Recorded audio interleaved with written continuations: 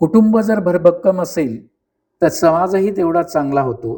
समाज चांगला असेल तर राष्ट्रसुद्धा प्रबळ बनतं आणि म्हणून हा कुटुंब हा पाया आहे या सगळ्या व्यवस्थेचा.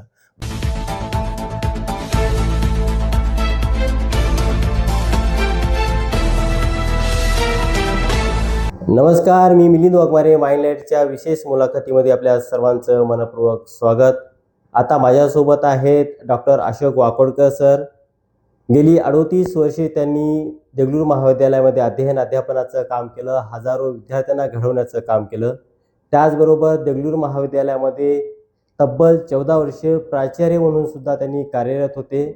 त्यानंतर खरं तर सेवानिवृत्ती स्वीकारल्यानंतर घरी असावं असं एक मानस समाजामध्ये आहे, परंतु याला कुठेतरी फाटा देत सरांनी सद्यस्थितीला संभाजीनगर येथील जिल्हा सत्र न्यायालय येथे समुपदेशक म्हणून काम करतात. खरं तर त्यांचं काम अतुलनीय असं आहे. अनेक जे उद्ध्वस्त होणारी घरे आहेत त्यांना जोडण्याचं काम त्यांनी करत आहेत. सर, माइंडलाईटच्या या विशेष मुलाखतीमध्ये आपलं मनपूर्वक स्वागत. धन्यवाद. सर, खरं तर आपण मुळामध्ये अध्यापनाचं काम केलात. एखाद्या महाविद्यालयामध्ये कार्यरत आणि आताची भूमिका ही वेगळी आहे. तर या दोन वेगळ्या भूमिकेमध्ये आपण कसं पाहता, याच्याकडे कशा दृष्टिकोनातून पाहता सर? स्वाभाविकतः हा प्रश्न मला प्रत्येक ठिकाणी विचारला जातो की तुम्ही प्राचार्य म्हणून काम केल्यानंतर न्यायालयीन कामकाजामध्ये तुम्ही कसं गेलात. त्याचं कारण असं आहे की माझा PhDचा जो विषय आहे तो लोकन्यायालयाचा विषय आहे आणि जवळजवळ 2000 पासून मी लोकन्यायालयाच्या कार्यप्रणालीमध्ये प्रत्यक्ष काम केलेलं आहे आणि मग पुढे याच विषयावरती संशोधन करून याच विषयावरती मला PhD मिळालेली आहे.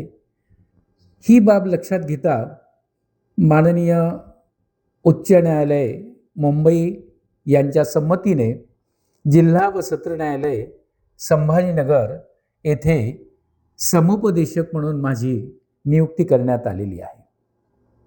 खरं तर सर, आपण गेली अनेक वर्षापासून अनेक कुटुंबांना जोडण्याचं काम करताय. खरं तर हल्ली एक विचारधारा बदलत चाललेली आहे. माणसामधला भेद निर्माण होताना दिसतो. मग ते कौटुंबिक वादाच्या निमित्ताने का असेना, पण तो आपल्या संस्कृतीला विघातक ठरतोय. अशा परिस्थितीमध्ये समुपदेशन केंद्र यांची नेमकी भूमिका काय आहे आणि याकडे कशा दृष्टिकोनातून आपण पाहिलं पाहिजे? समुपदेशन केंद्राची प्रामुख्यानं भूमिका ही आहे की precaution is better than cure.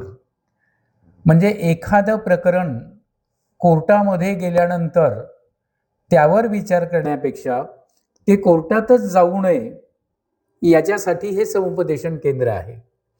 आणि या केंद्रामध्ये प्रामुख्याने कौटुंबिक प्रकरणं केंद्रामध्ये येतात. या कौटुंबिक प्रकरणामध्ये कधी पती पत्नींचा वाद, कधी सासू आणि सुनेचा वाद, कधी नणंद आणि भावजाई यांचा वाद, अशा स्वरूपाची प्रकरणं ही समोर येत असतात आमच्या. आणि ती प्रकरणं अतिशय कौशल्याने ती हाताळावी लागतात, कारण सगळे विषय हे नाजूक विषय असतात. त्या विषयामध्ये कौशल्याने समोरच्या व्यक्तींना समजून घेऊन ही प्रकरणं निकाली काढली जातात. खरं तर सर, आपण म्हटल्यासारखं अतिशय चांगल्या पद्धतीनं ही प्रकरणं हाताळावी लागतात. परंतु सर, हे सर्व करत असताना दोन्ही बाजू म्हणजे दोन्ही गटाची दोन्ही भूमिका ही माझीच खरी अशी कधी कधी परिस्थिती येत असते. किंवा मी म्हणतो तेच बरोबर आहे, अशा पद्धतीच्या सुद्धा आपल्याला अनेक अनुभव आले असतील. तर अशा वेळेस तुम्ही नेमकं काय करता? प्रामुख्यानं वादाची जी कारणं असतात ही कारणं अहंकारातून निर्माण झालेली असतात की दोघांचाही अहंकार, आणि विशेषतः IT क्षेत्रामध्ये जे पतीपत्नी असतात त्यांचा अलीकडे पॅकेज संघर्ष आपल्याला पाहायला मिळतो. ती म्हणते मी पण कमावते, तो म्हणतो मीही कमावते, आणि अशा परिस्थितीमध्ये दोघांच्यामध्ये अतिशय किरकोळ कारणावरून वाद होतात आणि ते वाद इतके विकोपाला जातात की पुढे ते न्यायालयाची पायरी चढतात. सर, आपण म्हटल्यासारखं की जे काही कारणं आहेत की जे छोटेसे कारणं असतात, परंतु त्या कारणाचं विघातक कृत्य आपल्याला नंतरच्या काळामध्ये अनुभवायला मिळतात, असे अनेक कुटुंब आहेत. तर या प्रकरणामध्ये अशी कोणती कारणं आहेत, की प्रामुख्याने ती तुमच्या समोर आलेली आहेत? काय सांगाल सर याबद्दल? माझ्या समोर आलेली कारणं 25 ते 30 स्वरूपाची कारणं आहेत आणि या सर्व कारणामध्ये 10 कारणं ही केवळ मोबाईलची आहेत. नवरा पासवर्ड देत नाही, बायको पासवर्ड देत नाही, त्याला कुठले तरी इमेजेस येतात, त्याला कुणाचे तरी मेसेज येतात, ती सतत माहेरी बोलत राहते आणि मोबाईलवर माहेरी बोलल्यामुळे तिच्या वर्तणुकीमध्ये फरक होतो. ही आणि अशा स्वरूपाची मोबाईलची किमान 8 ते 10 कारणं आहेत. याच्याशिवाय अहंकार हा सगळ्यात मोठं कारण काय जर असेल तर इगो आहे. तू मोठा की मी मोठा, इथूनच हे वाद सुरू होतात. संयम अलीकडे राहिलेलाच नाही आहे. पूर्वी आपण पाहतो की कुठलंही काम हे संयमाने केलं जायचं, पण आज तो संयम राहिला नाही आणि म्हणून हे वाद विकोपाला जातात. या सर्व प्रकरणांच्या मध्ये जी प्रामुख्यानं कारणं पाहायला मिळतात, त्यामध्ये पतीचं व्यसन आहे, की तो जर व्यसनाच्या अतिआहारी गेला असेल तर त्याला पत्नी कंटाळते आणि मग हे प्रकरण घटस्फोटापर्यंत येतो. जसं व्यसन आहे तशीच अन्य काही कारणं आहेत. विवाह बाह्य संबंध असेही आम्हाला काही प्रकरणं पाहायला मिळतात आणि म्हणून जर हे कुणाच्या ध्यानात आलं की त्याचे किंवा तिचे विवाह बाह्य संबंध आहेत, तर दोघांच्या नात्यामध्ये तडा जातो आणि ते पुन्हा घटस्फोटाच्या उंबरठ्यापर्यंत येतात. अशी कितीतरी कारणं आज आपल्याला पाहायला मिळतात. छोटी छोटी काहीतरी एवढी क्षुल्लक कारणं आहेत की एक तर अशा प्रकारचं प्रकरण उत्तर प्रदेशमधलं वाचायला मिळालं की पती माझ्यावर रागवत नाही म्हणून लग्नाला 1.5 वर्ष झालेली असतानाही ती घटस्फोटासाठी अर्ज करते. म्हणजे किती क्षुल्लक कारण आहे. माझी बायको मला शेवभाजी करून देत नाही, या कारणास्तव एक प्रकरण जवळजवळ 19 वर्ष कोर्टामध्ये चाललं. हे क्षुल्लक कारण आहे, फारच क्षुल्लक आहे आणि म्हणून अशा क्षुल्लक कारणामुळे ही प्रकरणं न्यायप्रविष्ट होऊ नयेत, ती अलीकडीच त्यांच्यामध्ये सेटलमेंट केली जावी, याच्यासाठी हे समुपदेशन केंद्र आहे. याचा मुख्य उद्देशच आहे की अनाठाई जी प्रकरणांचा लोंढा न्यायालयाकडे जातो आहे, त्याला कुठेतरी थोपवण्याचं काम ही यंत्रणा न्यायालयाला पूरक अशी यंत्रणा आहे. सर, आपण म्हटल्यासारखं अशी वेगवेगळी अनेक कारणं आहेत. परंतु छोटासा घरात झालेला वाद किंवा कुटुंबात झालेला वाद, तो वाद अतिशय शीघ्र पद्धतीने वाढत जातो किंवा ते वाढल्यानंतर एकमेकांचे नातेवाईकही त्यामध्ये भर घालतात, अशी सुद्धा आपल्याला काही निदर्शनास प्रकरणं आली असावीत. नक्कीच. सर, खरं तर हे वाद, किरकोळ वाद अतिशय जास्त शीघ्र पद्धतीने किंवा मोठ्या स्वरूपामध्ये कशा पद्धतीने होतात किंवा एकमेकावरती जास्त काही चुका नसतानाही चुका आहेत म्हणून अशा पद्धतीने सुद्धा क्लेम केलं जातं. अशी काही प्रकरणं तुम्हाला निदर्शनास आली आहेत का? काय सांगाल सर याबद्दल? अशी बरीच प्रकरणं समोर येतात की ज्यामध्ये काही विषय हे अतिशय नाजूक असतात आणि त्याच्यामध्ये पती पत्नीच्यामध्ये संघर्षाची ठिणगी उडण्याची जी क्षुल्लक कारणं आहेत. अलीकडे आपण असं पाहतो की कुटुंब व्यवस्थेमध्ये पूर्वीच्या काळामध्ये स्त्री असो किंवा पुरुष असो, दोघांच्यामध्ये संयम होता. एकत्र कुटुंब पद्धती होती. त्या कुटुंब पद्धतीमध्ये संस्कार होते आणि संस्कारक्षम पिढी यांचे विवाह संबंधसुद्धा खूप छान असायचे. पती पत्नी या नात्याने त्यांचे संबंध खूप सुदृढ असायचे. परंतु अलीकडे ती स्थिती राहिली नाही आणि म्हणून ही जी काही प्रकरणं आहेत, या प्रकरणांना सामोरे जात असताना बऱ्याच वेळेला कौशल्याचा वापर करावा लागतो. एखादं प्रकरण समोर आल्यानंतर पहिल्यांदा त्याची समरी घेतली जाते. पत्नीने जर अर्ज केला असेल तर तिचं काय म्हणणं आहे याची समरी मी घेतो. त्याच्यानंतर ज्याच्या विरोधामध्ये तिने तक्रार केलेली आहे त्या पतीला नोटीस देऊन त्याला समुपदेशन कक्षामध्ये पाचारण केलं जातं.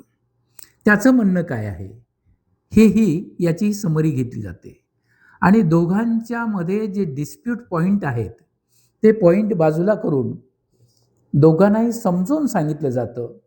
कधी कधी एका प्रकरणाला 2 ते 3 तास सुद्धा लागतात. पण ज्या पद्धतीनं पायामध्ये काटा रुतल्यानंतर तो निघेपर्यंत जशी चैन पडत नाही तसं एखादं प्रकरण समोर आल्यानंतर त्याची समेट होईपर्यंत, त्यामध्ये तडजोड होईपर्यंत, त्यामध्ये सेटलमेंट होईपर्यंत समुपदेशक म्हणून मला चैन पडत नाही. आणि म्हणून आलेल्या प्रकरणामध्ये दोन्ही पक्षकार जर उपस्थित असतील तर साधारणतः 60 ते 70% प्रकरणामध्ये यश प्राप्त होतं. सर, हल्ली आपण पाहतो की खरं तर आपल्या भारतीय संस्कृतीमध्ये जी विवाह पद्धती आहे, अरेंज मॅरेज आणि लव्ह मॅरेज अशा पद्धतीच्या 2 पद्धती आहेत. परंतु सध्या आपण पाहिल्यानंतर घटस्फोटाची जी काही प्रकरणं आहेत सर्वाधिक लव्ह मॅरेजच्या माध्यमातून झाल्याचं सुद्धा आपल्याला काही अंशी ऐकावयास मिळते. याबद्दल किती तथ्य आहे आणि या अनुषंगाने दोन्ही विवाह पद्धतीच्या बाबतीमध्ये आपण काय सांगाल सर? लव्ह मॅरेजची अनेक प्रकरणं समोर आलेली आहेत. सगळेच लव्ह मॅरेज हे अपयशी होतात असं नाही. असे बरेचसे काही लव्ह मॅरेज आहेत की ज्यांचा संसार हा अतिशय चांगला चाललेला आहे, सुरळीत चाललेला आहे, कुठेही वाद नाही आहेत. परंतु बरीचशी जी प्रेमविवाहाची पक्षकार आमच्याकडे येतात त्यांना असं विचारलं जातं की बाबा तुमच्या दोघांचं प्रेम होतं, जेव्हा तुमची ओळख झाली त्यापासून विवाहाचा कालावधी किती वर्षाचा होता? कोणी म्हणतं 2चा होता, कोणी म्हणतं 3 वर्ष होता. आमची ओळख झाली, 3 वर्ष झाली आणि नंतर आम्ही 3 वर्षांनी विवाह केला. हे केल्यानंतर आता ते समोर काय सांगतात की आमचं पटत नाही. अरे तुम्ही 3 वर्ष एकत्रित होतात, एकत्रित फिरलात आणि आता पटत नाही असं म्हणणं हे समुपदेशक म्हणून मला पटत नाही. हे त्यांना समजून सांगितलं जातं. आणि काय होतं मग की प्रेमविवाह हे यशस्वी होत नाहीत अशी समाजामध्ये धारणा होईल ना. त्याच्यामुळे ही तुमची जबाबदारी. तुम्ही एकमेकांना पसंत केलेलं आहे, तुम्ही परस्परांची निवड केलेली आहे आणि परस्परांची निवड तुम्ही केल्यामुळे आता कुणालाही जबाबदार धरता नाही, तुम्ही दोघे जबाबदार आहात. त्याच्यामुळे प्रेमविवाह हा टिकवणं हे तुमचं नैतिक कर्तव्य आहे. आता पण बरीच प्रेमविवाह ही कायमस्वरूपी चांगली सुरळीत चाललेली आहेत असंही दिसतं. सगळेच लव्ह मॅरेज हे अपयशी होतात असं नाही. अजून एक याच्यामध्ये कारण काय झालेलं आहे घटस्फोटाचं प्रमाण वाढण्याचं की आपल्याकडे जे लिव्ह इन रिलेशनशिप हे आपल्याकडे आलेलं आहे. पूर्वी काय होतं की एखाद्या मुलीने घटस्फोट घेतल्यानंतर ती माहेरचीही राहत नव्हती आणि सासरचीही राहत नव्हती. रस्त्यावर येण्याची भीती तिला होती. पण लिव्ह इन रिलेशनशिपमध्ये काय झालं की ठीक आहे, मी घटस्फोट जरी दिला तरी मी कोणावरही राहू शकते. या मानसिकतेतून सुद्धा घटस्फोटाचं प्रमाण हे वाढायला लागलेलं आहे. परंतु आपण असं पाहतो की अनेक घटना ज्या लिव्ह इन रिलेशनशिपमध्ये ते राहतात तर अनेक दुर्दैवी घटना आपल्याला पाहायला मिळतात की तिची हत्या झालेली आहे, तिला मारून टाकलेलं आहे, तिचा छळ केलेला आहे. हे लिव्ह इन रिलेशनशिपमध्ये आपल्याला पाहायला मिळतं आणि म्हणून तो काही आपल्याकडे पर्याय म्हणून योग्य नाही आहे. आपल्या त्या संस्कृतीच्या चौकटीमध्ये बसणारी ही संकल्पना नाही. सर, आपण आत्ता म्हणाल्यासारखं की लिव्ह इन रिलेशनशिप ही जी संकल्पना आपल्या देशात आता रुजू होताना दिसते. पूर्वी भीती होती की मला कुणीही सांभाळणार नाही किंवा मला समाजही मान्यता देणार नाही किंवा माझे कुटुंबीय सुद्धा. ही जी भीती होती ती भीती खऱ्या अर्थानं कुटुंब टिकवण्यासाठी चांगली म्हणायची का का आता उदयास आलेली नवीन रिलेशनशिप ही धोकादायक म्हणायची? नेमकं या दोन्हीकडे तुम्ही कसे नाही, ती पाहता? आपल्यासाठी धोकादायकच आहे. आपल्यासाठी म्हणजे काय, की लिव्ह इन रिलेशनशिप हे कुठेही नाही, तो करार आहे तू. ते कुठेही त्याला काही हे नाहीये, की म्हणजे त्यांनी सांभाळलंच पाहिजे, असं कायदेशीर बंधन नाहीये. तिनं त्याच्यासोबत राहायलाच पाहिजे, असं कायदेशीर बंधन नाहीये. आणि म्हणून ही धोकादायकच संकल्पना आहे. ती आपल्याकडे अंमलामध्ये येणं ती योग्य नाहीये. आपली कुटुंब व्यवस्था ही जगामध्ये आदर्श कुटुंब व्यवस्था होती. कारण कुटुंब, समाज आणि राष्ट्र अशी जी श्रेणी आहे, कुटुंब जर भरभक्कम असेल तर समाजही तेवढा चांगला होतो. समाज चांगला असेल तर राष्ट्रसुद्धा प्रबळ बनतं. आणि म्हणून हा कुटुंब हा पाया आहे या सगळ्या व्यवस्थेचा. म्हणून तो टिकून ठेवणं हे गरजेचं आहे. सर, आपण समुपदेशन केंद्रामध्ये गेली अनेक वर्ष कार्यरत आहात. अनेक प्रकरणं सुद्धा हाताळलेली आहेत. आज तागायत आपण किती प्रकरणं हाताळली? काय सांगाल सर याबद्दल? आजपर्यंत 296 प्रकरणं यामध्ये सेटलमेंट झालेली आहे. म्हणजे त्याच्या दुप्पट हे कुटुंब जे आहे ती न्यायालयामध्ये जाण्यापासून वाचलेली आहेत. एकतर त्यांचा पैसा वाचला, त्यांचा वेळ वाचला आणि मुख्य म्हणजे दोघांच्यामध्ये जो मनभेद होता तो मनभेद नष्ट इथे होतो. नाते सुदृढ राहतात, निकोपनाती राहतात.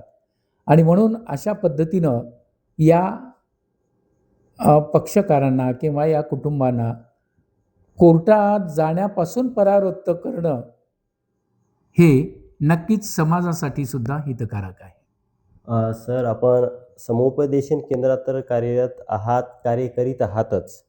परंतु याच अनुषंगाने कुटुंब पद्धती, विवाह पद्धतीसुद्धा चांगल्या पद्धतीने टिकवली पाहिजे. या भावनेला आपण अनेक ठिकाणी व्याख्याने करतात. समाजामध्ये विद्यार्थ्यांना जागृत करतात. तरुणांमध्ये याबद्दल जनजागृती करण्याचं काम करताय. तर या अनुषंगाने आपण काय सांगाल सर?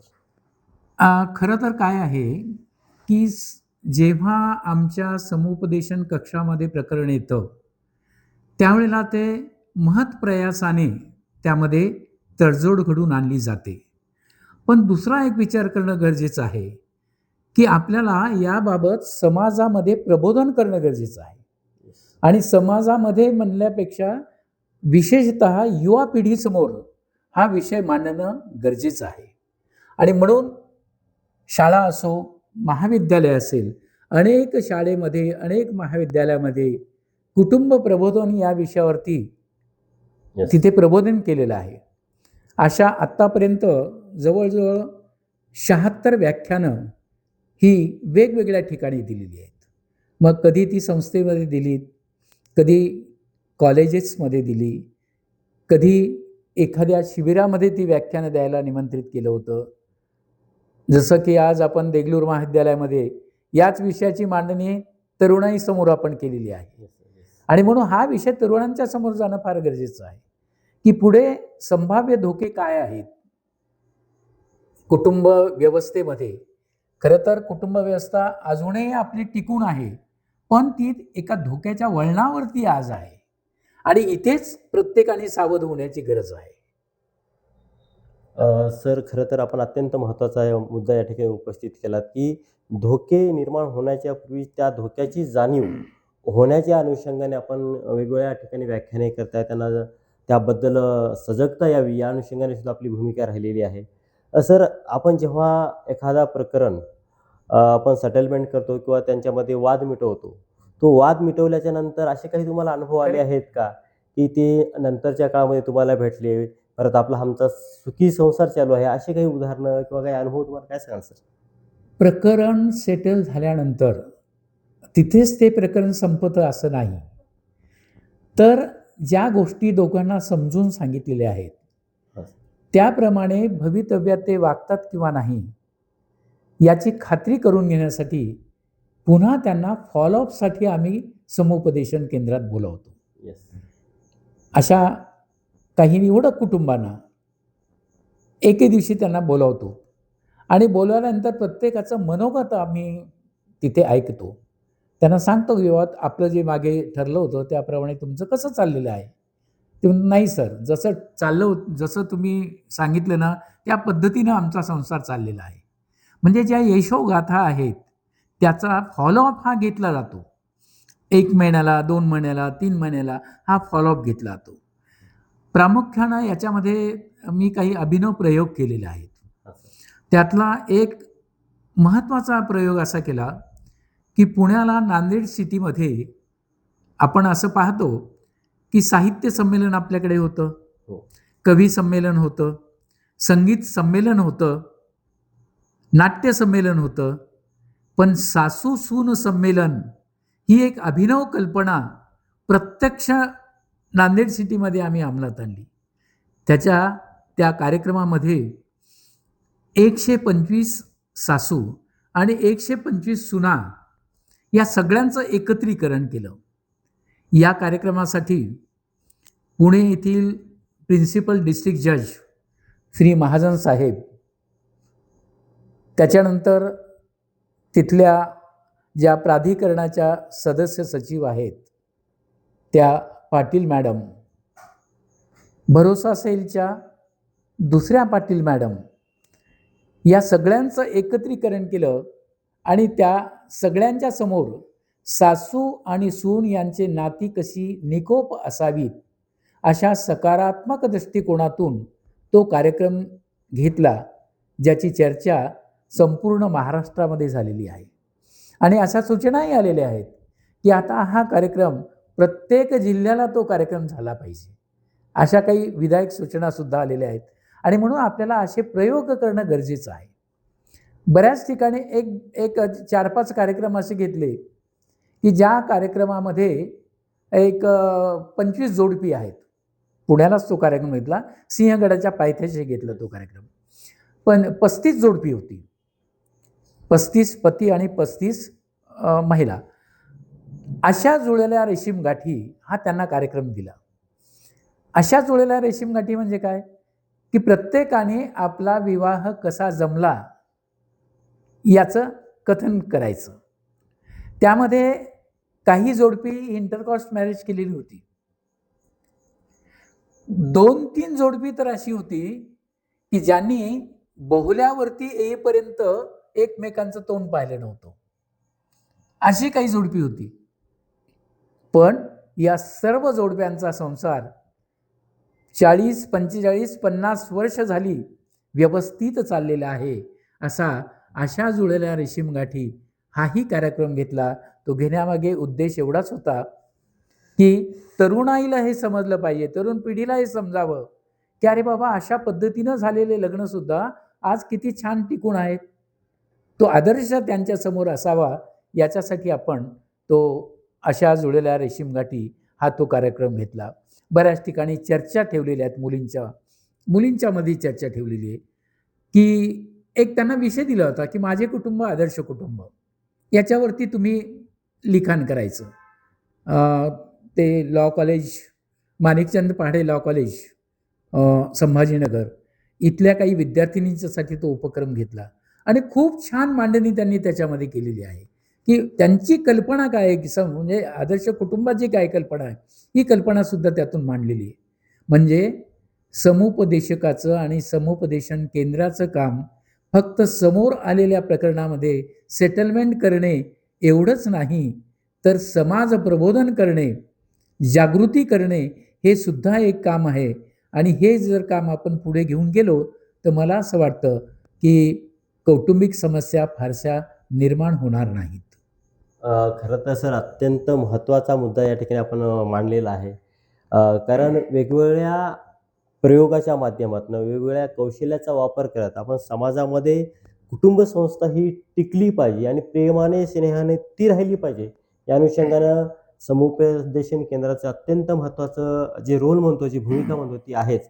सर काही वेळेस असं आपल्याला प्रकरणंसुद्धा आपल्याला पाहायला मिळाली असतील नक्कीच की ज्या प्रकरणामध्ये समजा एखाद्या पती पत्नीचं लग्न झालं परंतु त्यांना बाळ झालं नसेल, तर ती प्रकरण थोडीशी वेगळ्या पद्धतीच्या किंवा वेगळ्या वळणावरती असतात. आणि ज्या पती पत्नीमध्ये बाळ झाल्यानंतर सुद्धा ते तुमच्याकडे आले असतील. Right right. हे दोन्ही पद्धती वेगवेगळ्या पद्धतीचे आहेत. तर एक ह्याच्यात कसं सांगाल? एक जे प्रकरण आहे ते असं आहे की कोरोनाच्या पूर्वी अ, त्यांची तडजोड केली. मध्ये करोनाचं 1-2 वर्ष गेली. 2 वर्षांनी जेव्हा नियमित आमचं समुपदेशन केंद्र सुरू झालं, त्यावेळेला माझ्या केबिनच्या समोर ज्या आमच्या पोलीस मॅडम आहेत, दापकर मॅडम, त्या आल्या आणि त्या असं म्हणाल्या की सर कोणीतरी मिठाईचा बॉक्स घेऊन आलेला आहे, त्यांना पाठवू का आतमध्ये? मी म्हणलं मॅडम, आपल्या न्यायालयाची काही आचारसंहिता आहे, त्या आचारसंहितेनुसार आपल्याला काही घेता येत नसतं. आलं तसं त्यांना माफ करा म्हणा आणि त्यांना पाठवून द्या घरी. त्यांनी तसंच निरोप दिला. निरोप दिल्यानंतर पुन्हा त्या 1-2 मिनिटांनी परत आल्या मॅडम आणि म्हणल्या की त्या तुम्हाला 1-2 मिनटं तुम्हाला भेटायची इच्छा आहे त्यांची. म्हणजे भेटायला येऊ द्या, भेटण्यासाठीच हे आहे ना समुपदेशन केंद्र. जे ते भेटायला आले आणि भेटायला आल्यानंतर त्यांच्या जवळ एक 6 महिन्याचं बाळ होतं. ते असं म्हणाले की सर, तुम्ही कोरोनापूर्वी जी आमची सेटलमेंट केली, त्याच्यानंतर आम्ही एकत्रित राहिलो. एकत्रित राहिल्यानंतर आम्हाला परमेश्वराने हे बाळ दिलेलं आहे. काय? आणि ते बाळ दाखवण्यासाठी आणि त्या आनंदाप्रित्यर्थ मिठाई तुम्हाला देण्यासाठी आम्ही या ठिकाणी आलो. हे म्हणत असताना त्या महिलेच्या डोळ्यामध्ये खळखळ अश्रू आले. मी म्हणलं तुम्ही एक काम करा, आता जे पेढा आणलाय ना, तो पेढा एकमेकांना भरवा आणि त्यातला थोडा भाग मला द्या इकडे, म्हणजे दुसऱ्या पेढ्यामधला, बरं का. तर हा जो आनंदाचा क्षण आहे, तिच्या डोळ्यामधले अश्रू हे काय सांगतात आपल्याला, म्हणजे किती प्रभाव हा समुपदेशनाचा होतो याचं हे ज्वलंत उदाहरण आहे. अशी काही अनेक प्रकरणं आपल्याला पाहायला मिळतात. सर, आपण गेली अनेक कुटुंबाला उभारी देत आहात. सर, यापैकी अत्यंत महत्त्वाचं किंवा तुमच्या आठवणीतलं असं कोणतं प्रकरण आहे की खरंच ते जनतेसमोर आपण मांडलं पाहिजे? त्या अनुषंगाने काय सांगाल सर? एक उदाहरण. आमच्याकडे ज्या दिवशी 25 ऑगस्ट 2018ला या समुपदेशन केंद्राची स्थापना जिल्हा आणि सत्र न्यायालय संभाजीनगर येथे झाली. ती झाल्यानंतर आम्हाला तिघांनाही वेगवेगळ्या कक्षामध्ये बसवण्यात आलं. मी, डॉक्टर शीतल सावंत मॅडम माझ्यासोबत जे आहेत आणि अपर्णा कोतापल्ले मॅडम, या तिघांनाही कामाला सुरुवात तिघांनी केली. माझ्यासमोर जे प्रकरण आलं, ज्येष्ठ नागरिकाचं एक प्रकरण होतं. त्या आईची तक्रार अशी होती की माझ्या मुलांनी परस्पर 6 एकर जमीन नावानी करून घेतली. हे ते प्रकरण होतं. या प्रकरणामध्ये मग मुलाशी संवाद झाला, आईवडिलांशी संवाद झाला आणि असं ठरलं की ती जी 6 एकर जमीन आहे, ती 6 एकर जमीन मुलांनी परत वडिलाच्या नावाने करावी, हा निर्णय झाला. त्याच्यानंतर जे दुकानं होते त्या दुकानाच्या किरायामधून 20,000 रुपये प्रति माह त्या मुलांनी आईवडिलांना द्यावे, अशा प्रकारचा निर्णय झाला. आणि आश्चर्य असं की खऱ्या अर्थाने समुपदेशन केंद्राचं उद्घाटन जे आहे ते प्रकरण सेटल करूनच झालं. जे केवळ फीत कापून नव्हे, तर एक प्रकरण निकाली काढूनच ते उद्घाटन झालं. तर असे काही प्रकरणं आता आम्ही अजूनही त्यांच्याशी, त्या कुटुंबाशी संपर्कात आहोत. कसं चाललं आहे मावशी? नाही, खूप छान चाललं आहे सर, खूप छान चाललेलं आहे. अशा प्रतिक्रिया, सुखद धक्का देणाऱ्या प्रतिक्रिया आपल्याला तिथे येतात. तर अशा काही बरीचशी यशोगाथा ज्या आहेत, ह्या यशोगाथा, जसं आता आपण म्हणजे 298 प्रकरणाची प्रत्येक यशोगाथा आपण लिहू शकत नाहीत, पण त्याच्या संक्षिप्त स्वरूपामध्ये या सगळ्या यशोगाथा मी संकलित करून ठेवलेल्या आहेत. आणि कल्पना अशी आहे की लवकरच त्या विषयावरती पुस्तक येणार आहे, ज्याच्यामध्ये समुपदेशन केंद्राचं महत्त्व, त्याचा उद्देश, समोर कशी प्रकरणं आलेली आहेत. मुख्य म्हणजे ही प्रकरणं कुठून येतात हा एक महत्त्वाचा प्रश्न आहे. बरोबर आहे ना, की समुपदेशन केंद्रामध्ये की असं एक केंद्र आहे, तिथं आपण गेलं पाहिजे. हे कसं येतं? तर आपल्याकडे जे अ, समुपदेशन केंद्राकडे प्रकरणं येण्याचे जे मार्ग आहेत, ते म्हणजे पोलीस आयुक्तालय इथे महिला अधिकार कक्ष म्हणून जे आहे, महिला सुरक्षा समिती जे आहेत, त्यांच्याकडे प्रकरणं गेल्यानंतर ते काय करतात, की आधी इकडे पाठवतात आपल्या समुपदेशन कक्षामध्ये, की आधी तुम्ही तिथे जा. नाहीतर काय होतं, त्या पक्षकाराची भूमिका अशी असते, की नाही ती आधी नोंद करा आणि माझ्या पतीवरती केस करून टाका. ते म्हणतात नाही, आधी तुम्ही तिकडे जा. त्याच्यानंतर SP ग्रामीण जे आहे, ते SP ग्रामीणमधून सुद्धा काही प्रकरणं आपल्याकडे येतात. आणि आता अलीकडे माउथ टू माउथ प्रसिद्धी झाल्यामुळे अनेक प्रकरणं डायरेक्ट अगदी समुपदेशन केंद्रात येतात. तिथे आल्यानंतर त्यांनी पहिल्यांदा एक फॉर्म असतो, तो फॉर्म भरून घेतला जातो.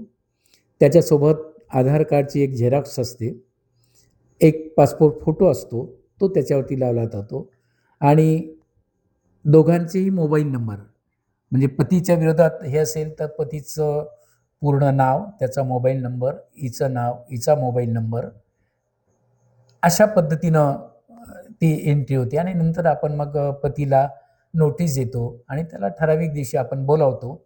अशा पद्धतीनं ही प्रक्रिया आहे. सोपी प्रक्रिया आहे आणि सांगायला आनंद वाटतो, की ही पूर्ण प्रक्रिया विनामूल्य आहे. एक पैसाही पक्षकारांना कुठे लागत नाही. विनामूल्य इथे तडजोड केली जाते. न्यायालयापासून प्रवृत्त केलं जातं. दोघांची मनंसुद्धा जी आहेत ती मनं, त्या मनामध्ये गोडवा निर्माण केला जातो आणि पुन्हा त्यांचा संसार पुन्हा एकदा मार्गी लागतो. खरं तर आपण अत्यंत म्हणजे माफक शब्दामध्ये सांगितलात, की सर जे आपण म्हणतो ना, एखाद्या बगीच्यामध्ये सुकलेलं जर फुल असेल किंवा झाड असेल, तर त्याला पाणी टाकल्यानंतर त्याला जसं रूप येतं, त्याच अनुषंगानं एखाद्या कुटुंबामध्ये, एखाद्या व्यक्तीच्या जीवनामध्ये तो आपल्या केंद्राच्या माध्यमातनं आणि समुपदेशक म्हणून आपलं जी भूमिका महत्त्वाची आहे, ती महत्त्वाची ठरताना दिसते. एकूणच आपण मुख्य म्हणजे काय, की सेटलमेंट झाल्यानंतर, आत्ता जसं तुम्ही म्हणालात, की सेटलमेंट झाल्यानंतर माझ्या तिथे एक पुष्पगुच्छ ठेवलेला आहे. काय? एक फूल त्या पत्नीच्या हातात देतो, एक फूल पतीच्या हातात दिलं जातं. दोघांनी एकमेकांना ते फूल द्यायचं आणि त्यांना असं सांगतो, विनोदाने मी सांगतो, की असं गृहीत धरा, की तुमचं आजच लग्न झालेलं आहे आणि आनंदाने संसार करा.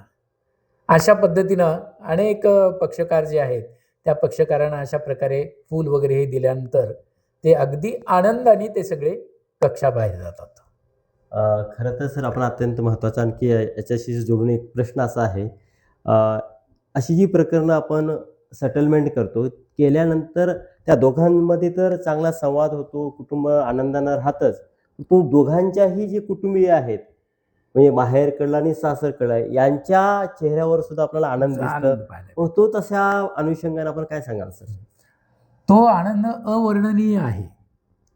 आपण फक्त या दोघांच्या मध्येच वाद आहे, एवढं मर्यादित हे प्रकरण नसते.